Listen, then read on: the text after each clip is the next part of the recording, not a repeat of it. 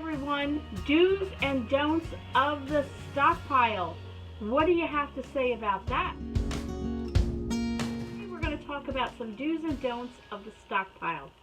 So we've had a buzz going on YouTube of late with stockpile over the last, couple of years, pandemic, and everybody that wasn't into stockpiling got into stockpiling. Some people for the first time got into stockpiling. They didn't know what they were doing. They made a mess of it. You might be one of them. Some people panic bought. You might be one of them. Yeah, I think we all did that in one way or another. So what are the do's and don'ts? So some of you, are pros, and some of you have had a stockpile forever and ever. Some of you are just good at everything you do, and your stockpile is perfect. You don't need this video. Some of you are on a low budget, maybe tiny space. We talked about this, tiny budget, tiny space, tiny, whatever. You don't have much money. What do I do? How do I clean up my stockpile? I'm stuck. My stockpile is a mess. Have you ever opened your closet, and you go to get ready for work and you say, I have nothing to wear, and you have thousands of clothes? Well, maybe not thousands, but you know what I mean. It appears to be lots and lots of clothes, and you say, I have nothing to wear. Or you open your refrigerator. Oh, I gotta make dinner. What am I gonna make? Oh, I gotta make dinner. And you open the refrigerator and you go, there's nothing to eat. Why is there nothing to eat? Why don't you have anything to wear? Because you didn't organize your stockpile well. So we're going to quickly go over some do's and don'ts, some basic tips on what you can do to either kind of revamp your stockpile, relook at your stockpile, reevaluate your stockpile. Maybe you haven't started it and you've been hearing this thing called stockpile. What do I need to do? How do I pull it together? Okay, here's an example of a don't, okay? We have mustard. We have cream corn. We have some tomato soup. We have a jar of pasta sauce. And we have some pancake mix. So what do all these things have in common? Right here. What do they have in common? Nothing. So if you were to open your pantry, stockpile, refrigerator, whatever the case might be, and find some ingredients like this, you'd be like, I have nothing for dinner. So you don't put tomato soup or pasta sauce over pancakes. I don't think I'd put mustard on top of my pancakes. I don't think I'd put mustard on top of my cream of corn can of that vegetable. I don't think I'd mix a can of cream of corn with tomato sauce. So what do I do with all this? So here's maybe something you did do. You probably went, if you were like a lot of people, and listen, no judging here. We've all been this route. We've all done these things. We will continue to do these things. It is what it is. But anytime you can improve on what you do, I have always been a firm believer. If you can learn a lesson from what you did, good. If you just go back to the same old habits, you're not learning anything. You're going to make the same mistakes over and over. So we don't want to make mistakes. We want to have lessons learned. So what have we learned from this? They don't match. So we talked the other day about if you have a tiny space on a tiny budget, you might need to have a tiny stockpile. And so what could you get would be a meal in a can, such as stew, where you get your protein, you get a gravy, you get vegetables. Something where you're getting a full-on can of a meal. This is a can of tomato soup, which is great, but maybe consider a can of like the chunky style soup where you get vegetables and you get meats and protein so that you can have a meal in a can. Now that's if you're starting out, you have a tiny budget and a tiny space and you only have a couple dollars or maybe $1 or $2 to work with. How do you get started? I would start with something like that. Now, let's say that's level 1. Now you want to move forward a little bit and you have your 5 cans of stew or 5 cans of chunky soup or something along that line. Then what would you add to it? I would add possibly a side dish. So if you have a can of stew, maybe you want to have an extra can of a vegetable, maybe green beans to add with it. Or maybe some rice that you could put it over rice, or maybe a bag of egg noodles so you could put it over the pasta, something like that.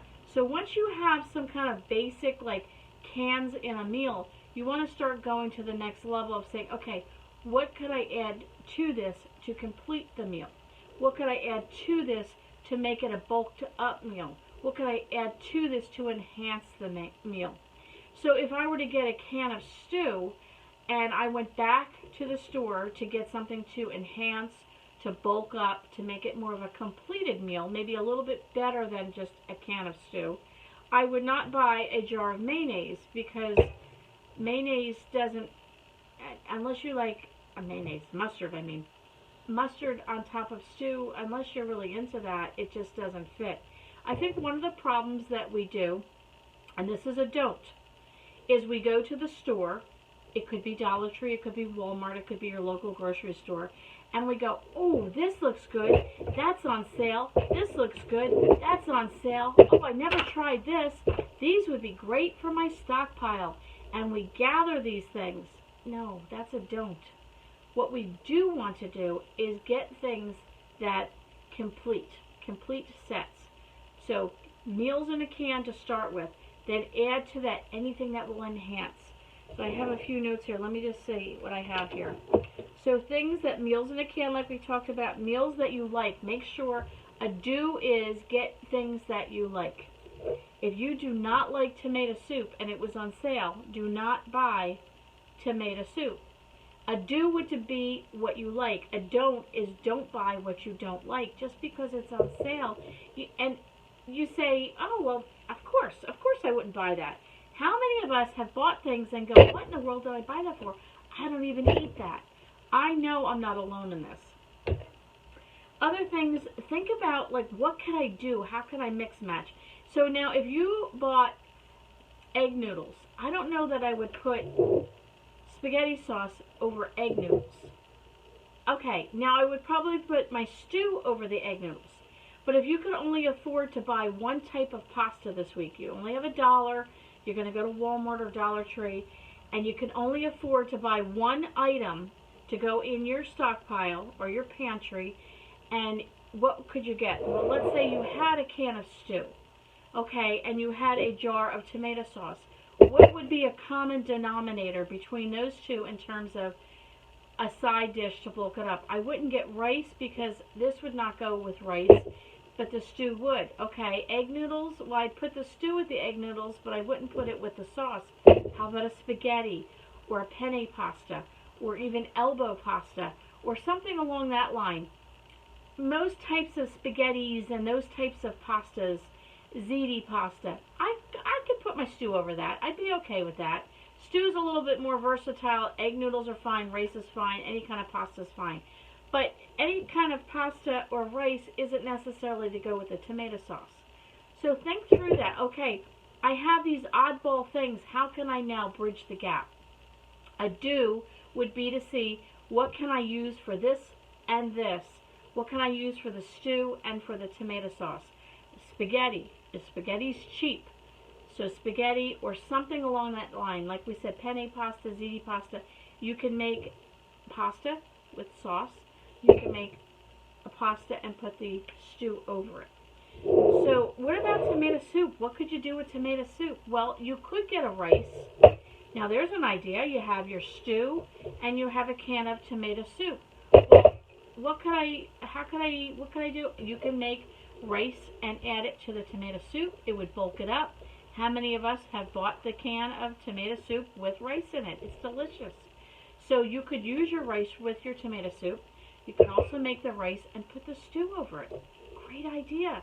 Now, if you want to go a step further, that rice can also act as an alternative for you for milk and for bread. How can rice do that? Well, you can make rice milk out of your rice, and you can also make a breakfast cereal, a hot breakfast cereal. If you don't have bread or you don't have pancake mix or something, you can make some nice rice. You can warm it up, put a little butter on it, a little sugar on it, and pour some milk over it. Almost eat it like an oatmeal in place of an oatmeal. So a bag of rice is pretty cheap, and you can put your rice into your soup. You could put your stew over your rice. You could also make rice milk out of it. Then you can use it as a warm meal for breakfast time with a little milk and a little butter and a little sugar, and you've got a nice bowl of something warm and hearty to get you started off for the day. Now, I do want to say, none of these meals are necessarily like the spot on, you know, you look at these charts and fruits and vegetables.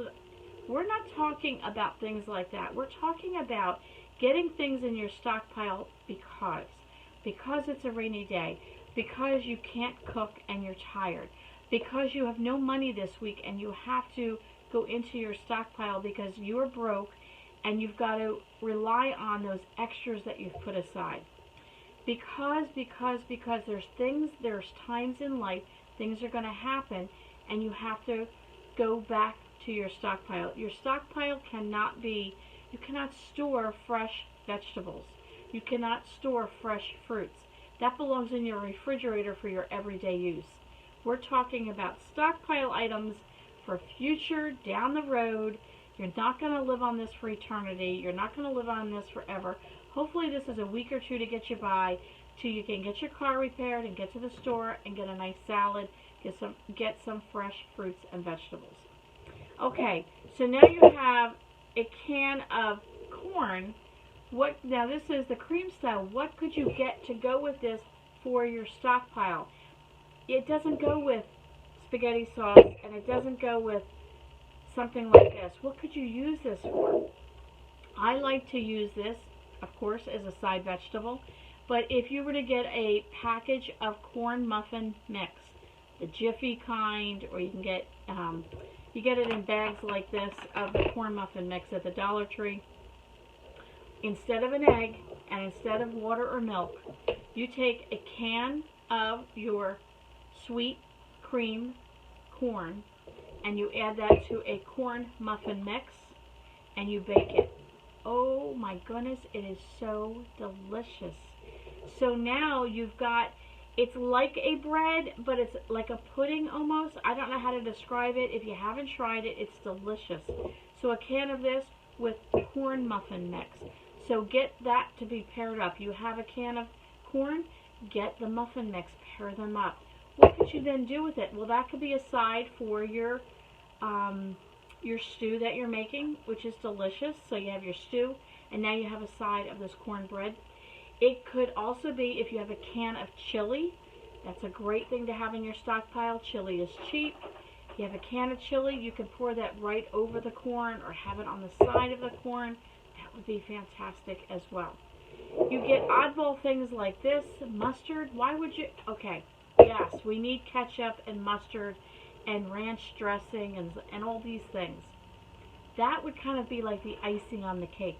Once you have your basic cans of meat and cans of vegetables and your pastas and your rices and your things that you can pull together and come up and create meals and full-on meals together, then you want to think about some condiments that you can have to enhance the meals that you're going to prepare.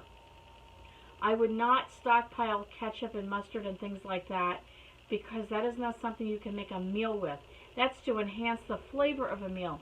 You want to start at the basics. You have a few dollars, get a can, a meal in a can. A can will stay longer than any packaged item that you can get.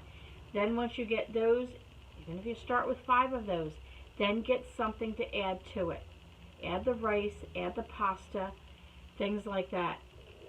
You have something like this and you get pancake mix and it doesn't go with anything else. You can make bread from this. Of course you can make pancakes and waffles.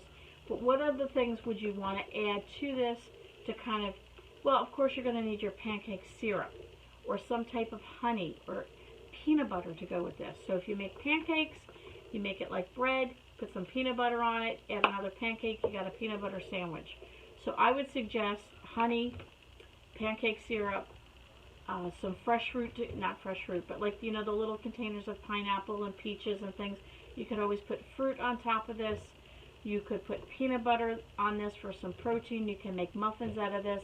This is a great thing if you want to use this as a bread alternative. I wouldn't just get it to use it as pancakes, because then you have to get a lot of other things to go with it. So what are the do's and don'ts of a stockpile? The do's are Get a meal in a can to start. A do is then create from that level what could enhance that particular can. Then the next do would be how to bridge the gap between this can of something and this can of something. What is something that I can use then? What is the third item that can be used for either or, and mix and match? Do get things that you like. What are some don'ts? Don't buy things you don't like. Don't buy condiments until the very end. That's something at the very, very end. That is not something you buy early on. Don't go and buy oddball things such as this, this, this, and this, and they don't match. Don't buy foods that you can't create meals out of. Don't get just a bunch of thin soups like this that you can't really, like you have a cup of tomato soup, as delicious and nutritious as it is, you're not going to have your belly filled. Don't buy things that are not filling. The stockpile baseline, your foundation should be things that in a pinch, you're hungry, you're starving, you have no other resources, you go to the stockpile, you have good, hearty things that will fill your belly and your family's belly to get you through the next 4 or 5 days until you get paid, until you can get some more food, until you can get those fresh products, until you get, you know, your car fixed, until the storm has blown over, whatever the case might be. So there's some of my do's and don'ts of a stockpile. Hope you enjoyed that. We'll catch you all on the next video.